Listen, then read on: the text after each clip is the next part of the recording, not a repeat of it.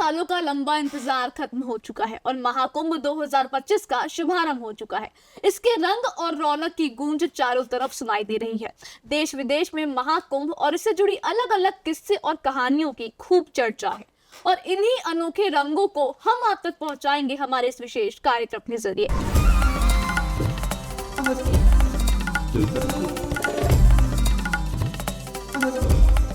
नमस्कार, मैं तुलिका सिंह। नमस्कार, मैं सोनल और आप देख रहे हैं हमारा विशेष कार्यक्रम महाकुंभ के रंग सोनल तुलिका के संग। आज सबसे पहले बात करेंगे उस अखाड़े की जो इन दिनों सबसे ज्यादा चर्चा का विषय बना हुआ है। जी हाँ, हम बात कर रहे हैं जूना अखाड़े की, जो न केवल महाकुंभ के सबसे बड़े अखाड़ों में से एक है, बल्कि इसका इतिहास, परंपराएं और साधुओं की जीवन शैली इसे बेहद खास बनाती है। जूना अखाड़ा अपने एक बाबा की वजह से भी चर्चा में है। अभय सिंह, जो आईआईटी वाले बाबा के नाम से मशहूर है, इनकी भी कहानी आपको बताएंगे कि आखिर क्यों ये इतनी सुर्खियां बटोर रहे हैं। लेकिन सबसे पहले सोनल से जान लेते हैं कि जूना अखाड़ा कैसे अस्तित्व में आया, इसके प्रमुख साधु कौन है और इसकी भूमिका महाकुंभ में क्यों महत्वपूर्ण है। तो तुलिका, मैं आपको बता दूं कि 13 अखाड़ों में से सबसे बड़ा है जूना अखाड़ा। हिंदू संतों के मूलतः 13 अखाड़े हैं। शिव सन्यासी संप्रदाय के 7 अखाड़े, वैरागी वैष्णव संप्रदाय के 3 अखाड़े और उदासीन संप्रदाय के 4 अखाड़े हैं। जूना अखाड़ा शिव सन्यासी संप्रदाय के 7 अखाड़ों में से एक है और कहते हैं कि शिव सन्यासी संप्रदाय के 7 अखाड़ों में जूना अखाड़ा सबसे बड़ा है, जिसके लगभग 5 लाख नागा साधु और महामंडलेश्वर सन्यासी हैं। इनमें से अधिकतर साधु नागा साधु हैं और इनके अलग अलग क्षेत्रों के अनुसार महंत होते हैं। वर्तमान में इस अखाड़े के अध्यक्ष प्रेमगिरी महाराज हैं और जूना अखाड़े की स्थापना उत्तराखंड के कर्णप्रयाग में पहला मठ स्थापित करने से की गई थी। इसे भैरव अखाड़ा भी कहते हैं और इसके इष्ट देव शिव और रुद्रावतार गुरु दत्तात्रेय भगवान को माना जाता है।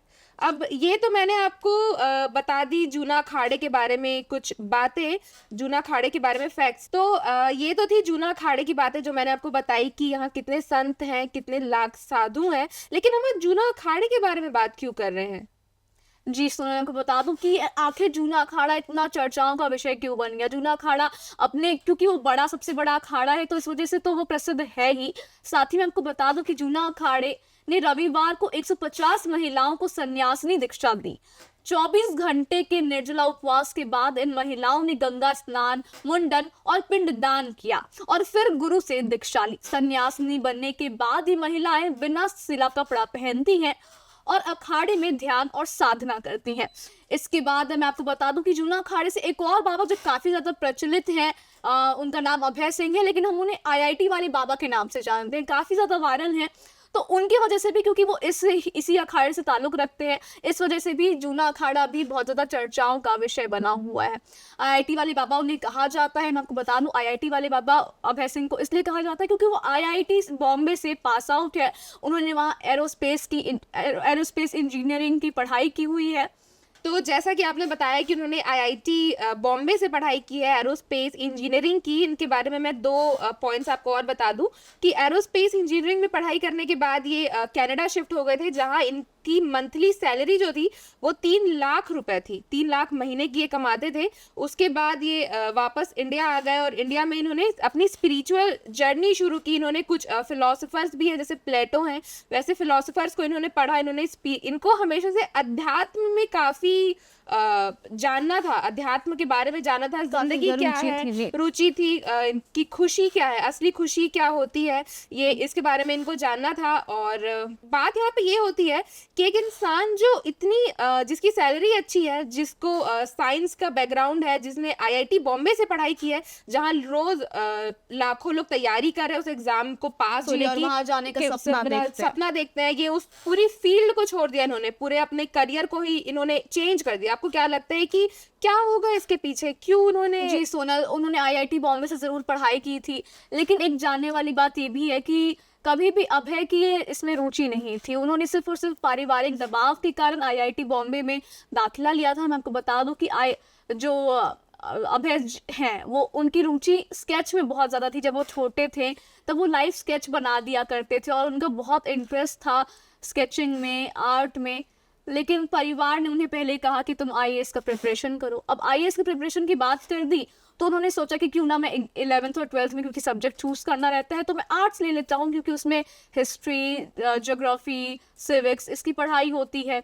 लेकिन फिर जब उन्होंने आर्ट्स लेने का फैसला लिया तो इसमें भी परिवार वालों को तकलीफ हुई और उन्होंने कहा कि नहीं, तुम आर्ट्स नहीं, तुम साइंस लो। जिसके बाद अभय ने परिवार वालों की मन रखने के लिए उन्होंने साइंस और मैथ्स में अपना 11th किया। जिसके बाद उन्होंने 12th में सिर्फ मैथ्स लिया और मैथ्स से वो अपना 11th 12th कंप्लीट किए और फिर उन्होंने आईआईटी का एग्ज़ाम क्लियर किया। आईआईटी बॉम्बे में उनका दाखिला लेने का रीज़न ही यही था क्योंकि वो परिवार से दूर जाना चाह रहे थे। बचपन से ही वो अपने परिवार से बहुत ज़्यादा फ्रस्ट्रेटेड और नाराज़ रहते थे। वो हमेशा से अपने परिवार से दूर जाना चाहते थे। इसी वजह से वो उन्होंने आईआईटी बॉम्बे में दाखिला लिया। आईआईटी बॉम्बे अपने परिवार से दूर भागने का उनका एक ज़रिया था, आपको बता दूं। उन्होंने ये भी क्योंकि वो इंस्टाग्राम में काफ़ी सक्रिय हैं, वो अपने ब्लॉग्स बनाते रहते हैं, वीडियोस बनाते रहते हैं, अपने वीडियोस पोस्ट करते रहते हैं, तो उसमें उन्होंने बातों में ये भी बताया कि उनके पास पैसे तो आ गए थे कनाडा पे, पैसे तो वो कमा रहे थे, पर उनको खुशी नहीं मिल रही थी और उनको फोटोग्राफी का भी काफ़ी इंटरेस्ट था, जी, क्योंकि जी। उनको आर्ट में हाँ। भी इंटरेस्ट था। तो उन्होंने उनको उस टाइम पे जब उन आईआईटी से पढ़ के जब निकले थे तो उनको स्टोरी टेलिंग, डॉक्यूमेंट्री, फोटोग्राफी का काफ़ी शौक था। तो उन्होंने एक रिसर्च भी की थी जिसका नाम था effect on children of domestic violence, कि घर में जो डोमेस्टिक वायलेंस होता है उसकी वजह से क्या क्या परेशानियां होती है बच्चों को। तो उसमें इन्होंने बच्चों की जो नोटबुक्स होते हैं उसके जो आखिरी पेजेस होते हैं, आप भी स्कूल जाते थे, मैं भी जाती थी, हम वहाँ पे चीज़ें लिखते हैं आखिरी में, कोई नाम लिख रहा है, कोई ड्राइंग्स बना रहे हैं, हम बोर हो रहे हैं तो उसमें गेम्स भी खेलते थे। तो वो उन्होंने उसकी पढ़ाई की, उसको उन्होंने रिसर्च किया उसके ऊपर और उन्होंने फिर ये रिपोर्ट जो है दी थी। उसके बाद इन्होंने फोटोग्राफी में भी मास्टर्स किया है और इन्होंने फोटोग्राफी में भी विजुअल कम्युनिकेशन किया उन्होंने है। मास्टर किया जी। उसके बाद उन्होंने ट्रैवल फोटोग्राफी की जॉब भी की है, मैं आपको बता दूं। और फिर उसके बाद उन्होंने आईआईटी के तहत एक प्रोग्राम चलाया जाता है, सरकारी स्पॉन्सर्ड ये प्रोजेक्ट रहता है, जिसके तहत वो सिक्किम, अरुणाचल प्रदेश, केरला, हिमाचल और लाहौल स्पीति जैसी जगहों पर वो घूमे। लेकिन ऐसे घूमते घूमते ही उन्हें अचानक से रियलाइज़ हुआ कि मैं ये क्या कर रहा हूँ, मैं बस इधर उधर भटक रहा हूँ, मुझे अब शांति चाहिए, मुझे ठहरना है। जिसके बाद उन्होंने अध्यात्म के रास्ते पर चलना शुरू किया। अध्यात्म के रास्ते पर वो चल पड़े और काशी में उन पर नज़र पड़ी सोमेश्वर, जो उनके गुरु हैं सोमेश्वर जी महाराज, उनकी नज़र पड़ी अभय पर। जिसके बाद वो उन्हें महाकुंभ लेकर आए। सोमेश्वर महाराज उन्हें महाकुंभ लेकर आए ताकि वो गुरुओं से मिले, वहाँ पे और भी आध्यात्मिक लोगों से मिले, आध्यात्म तरफ और ज़्यादा जुड़े।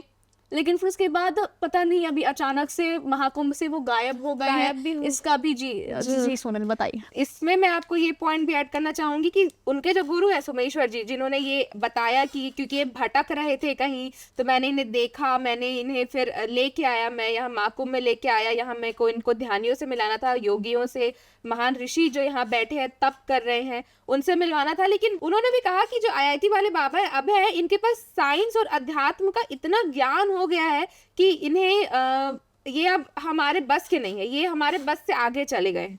और ऐसा ही कुछ बयान उनके पिता जो है उन्होंने भी दिया है कि अब वो इन्हें वापस नहीं ला सकते। इनफैक्ट उनके पिता का तो अभी रिसेंट का ही बयान था, उसमें उन्होंने कहा था कि अब उनकी उम्र हो चुकी है, वो पढ़ाई कर चुके हैं, तो अब वो हमसे तो नहीं संभलने वाले। अब वो जिस राह पे चल चुके हैं वहां से उनको लेके आना काफ़ी मुश्किल है, क्योंकि उन्होंने बताया था कि कुछ समय से उनकी बातें नहीं हो रही है।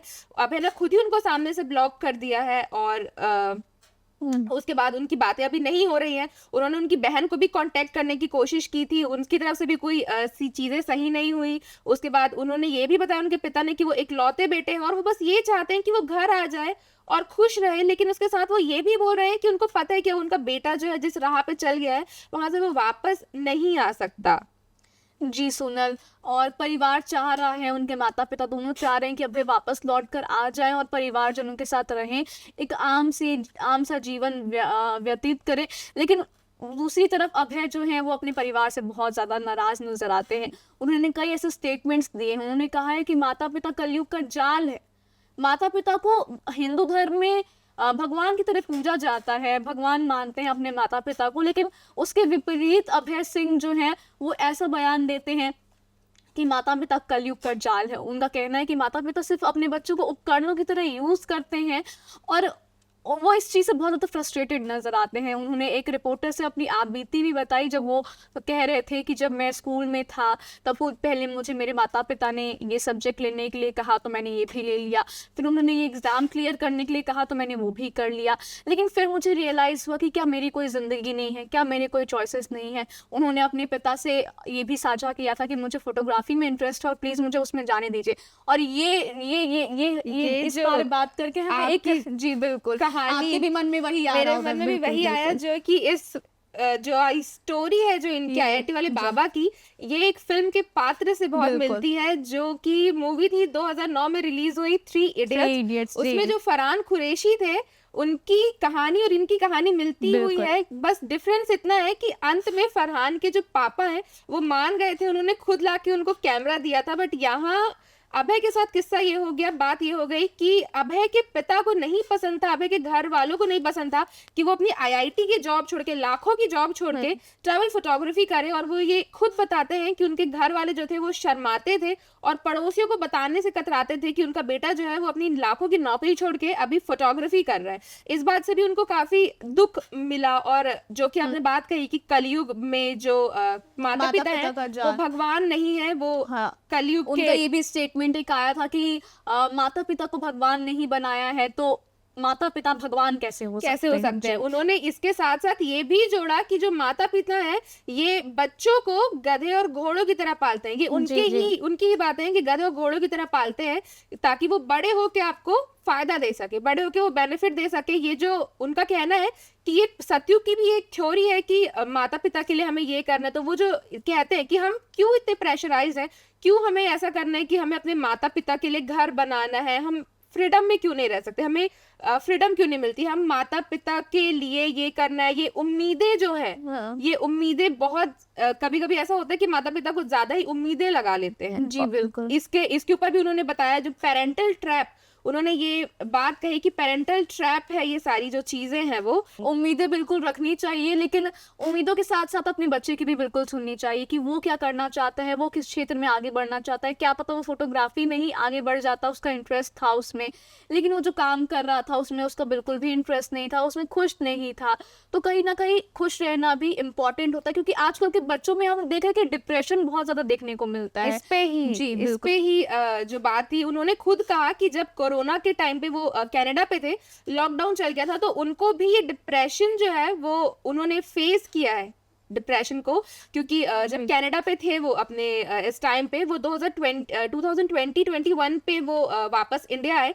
उसके बाद वो डिप्रेशन में आ गए थे। जी सोनल। हाँ, तो उसके बाद वो डिप्रेशन में आ गए थे। उसके बाद आने के बाद उन्होंने ये फैसला किया। उन्होंने ये भी साथ में बताया कि जब वो घर में मेडिटेशन वगैरह करते थे, योगा करते थे, तो उनके घर वाले उनको पागल समझते थे।